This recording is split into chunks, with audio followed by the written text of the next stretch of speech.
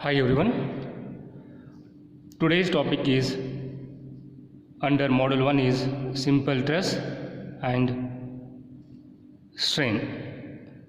Before understanding the meaning of simple stress, first I would like to tell the definition of simple stress. I would like to tell the definition of stress.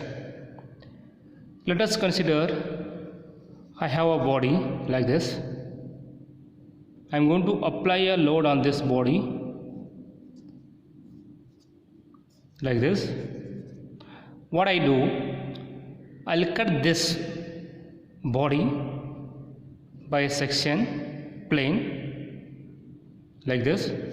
After taking this section, this will be the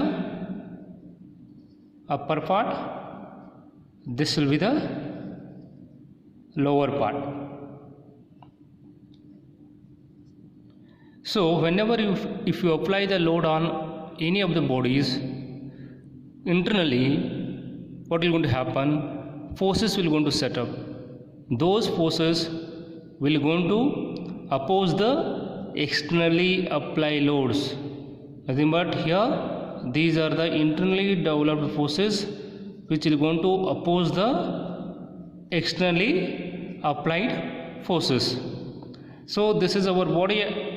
I have cut this body by a plane. This is upper part, this is a lower part.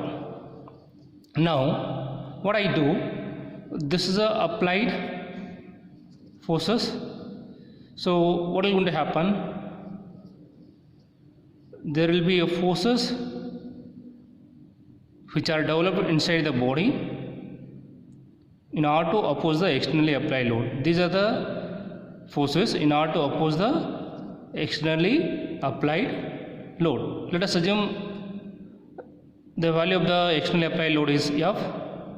The internally developed force, let us assume F dash. Next, there will be two kinds of forces will be set up inside the material. One is acting normal to the surface of the body or normal to the plane. This is a plane. This internally developed force will going to act normal to the plane. This is called as normal load. Next one is forces which are acting. For example, this is a plane I have taken here. Forces which are acting parallel to the plane.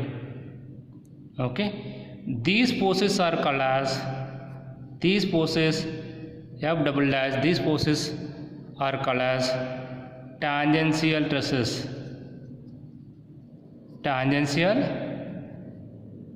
load, tangential load. So this force will going to act normal to the plane and this will going to act parallel to the plane or tangent to the plane. So this is called as a tangential load, or sometimes this is also called as shear load. Shear load always acts parallel or tangential to the plane, and this load, the normal load, will going to act normal to the plane taken. So these are the internally developed forces in order to oppose the externally applied load. Now how to define the stress now?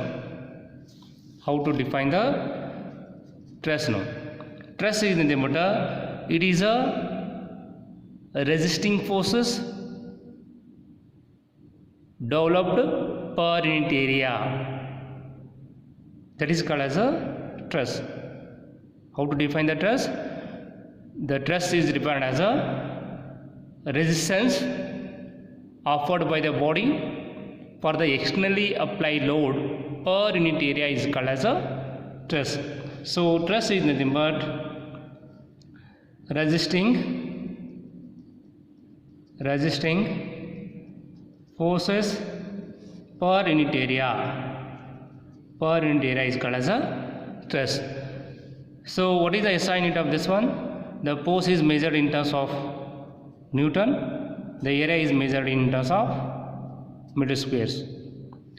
Other units of this one are Newton per mm square or Newton per centimeter square, or you can also express in terms of megapascal.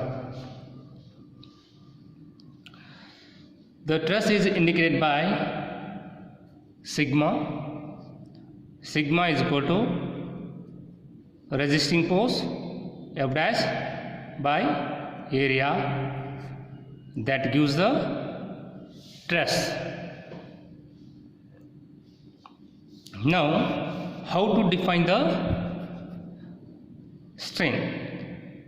Whenever if I apply the load on any of the body, for example, let us assume this is a component I have taken. I am applying a load like this. If I apply the load like this is the externally applied load. If I apply the load like this, what is going to happen? There is a decrease in length of the body. Let us assume this is the original length of this body, let us assume L. After applying this load, this body is going to deform. Nothing but the length of this is going to decrease. Let us assume that is decrease in length, let us assume that is L dash. Now, what is the change in length? The change in length of this one is initial length, difference between the final and initial length.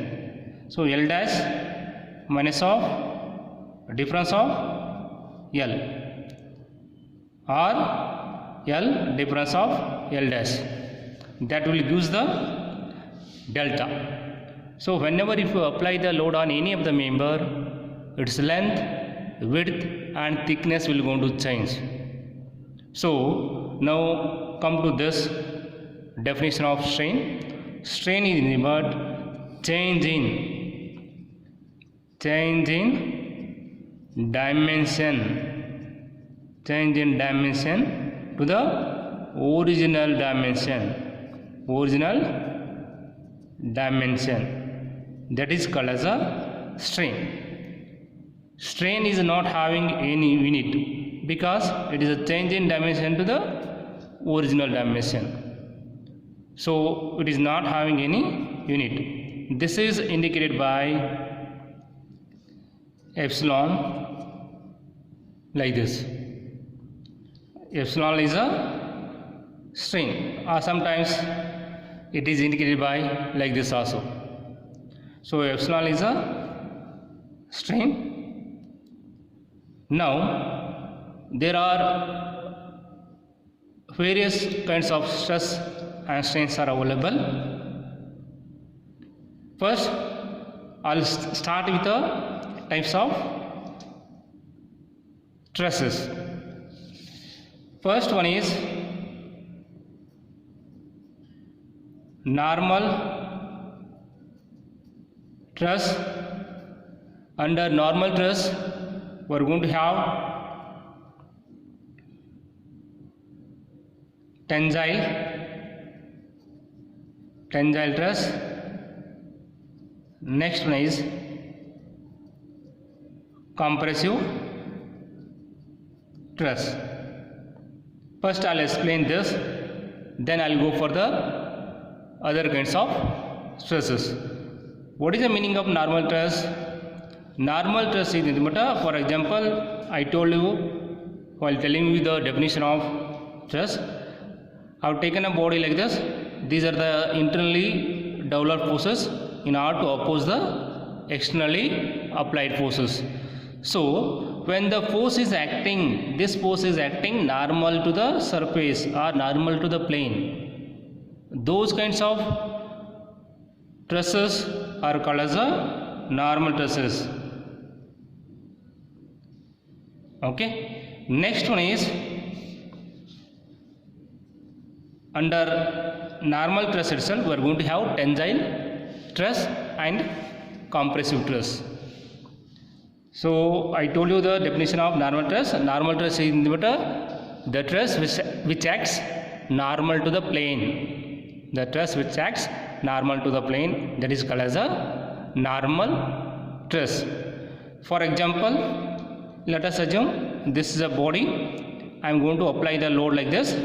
This load is acting normal to the plane. This is our plane. This is our plane. This force is acting normal to this plane. So it is called as a normal load. The corresponding truss is called as a normal truss. How to get the corresponding truss? Load divided by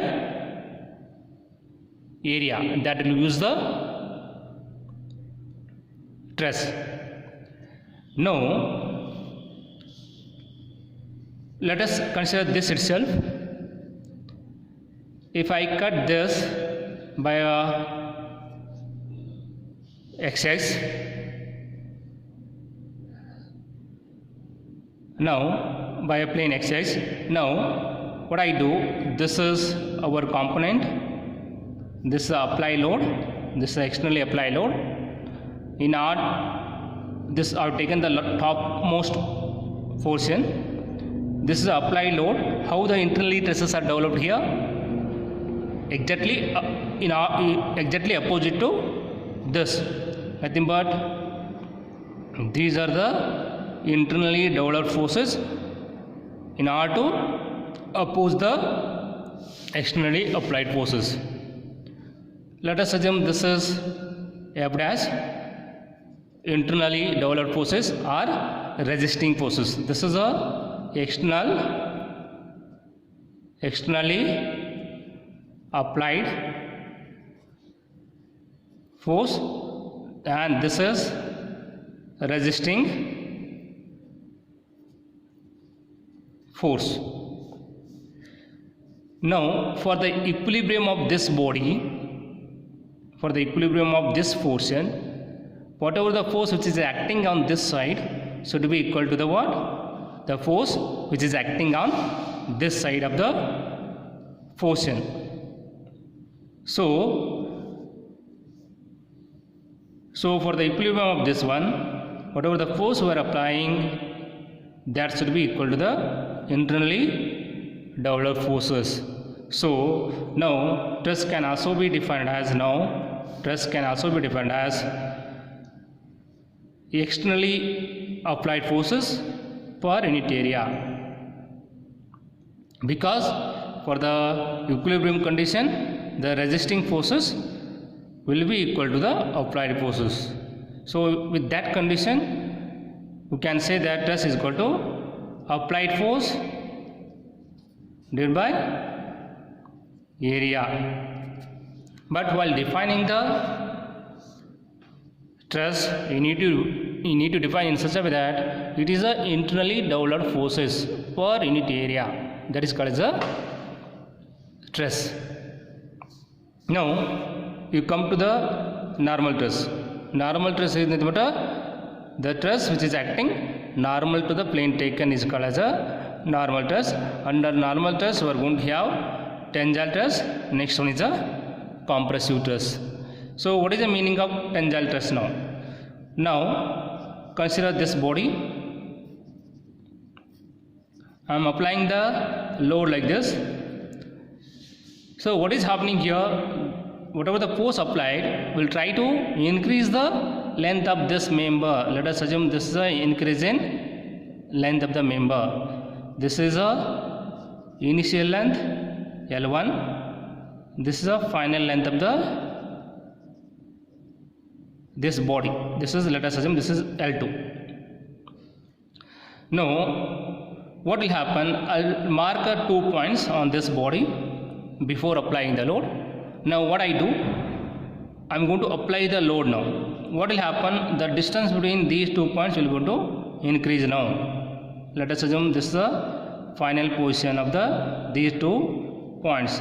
So whenever the applied load is in such a way that if it tries to increase the distance between the 2 points in a body, then that kind of load is called as a tensile load, and the corresponding stress is called as a tensile stress. How to define the tensile stress? Tensile load divided by area on which the force is acting, that gives the tensile load. Whenever if you apply the tensile load, the length of the member will going to increase and the cross section of the member will going to decrease. That is called as a tensile stress. Next one is a compressive stress. How to define the compressive stress?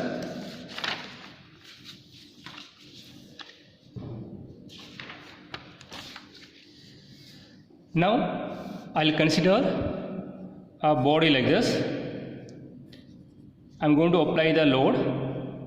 This is the externally applied load. If I cut this section, what will happen?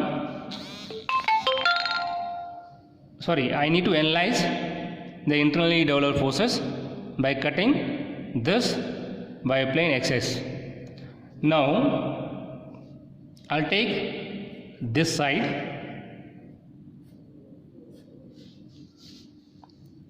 this is our plane, this is the x-axis, and this is a right side portion, this is a left side portion. Now this is the force applied, this is the force applied on the right hand side. So for this portion, this is the applied force. Internally developed forces will be exactly what? Try to oppose the externally applied load. These are the externally applied forces. This is called as this is a internally developed force in order to oppose the externally applied load. This is called as a resisting force, and this is a applied load. What kind of applied load? It is a externally applied load. Now for this portion, right hand side, so this is a externally applied load, and the internally applied load, the internally developed force, will be exactly opposite to the applied force. This is the internally developed force. Try to oppose the externally applied load. So this is the resisting force F dash. For the equilibrium of this portion, the sum of the externally applied load should be equal to the internally developed forces, nothing but resisting force. Similarly, for the equilibrium of this portion, the externally applied load should be equal to the internally developed force. So by combining these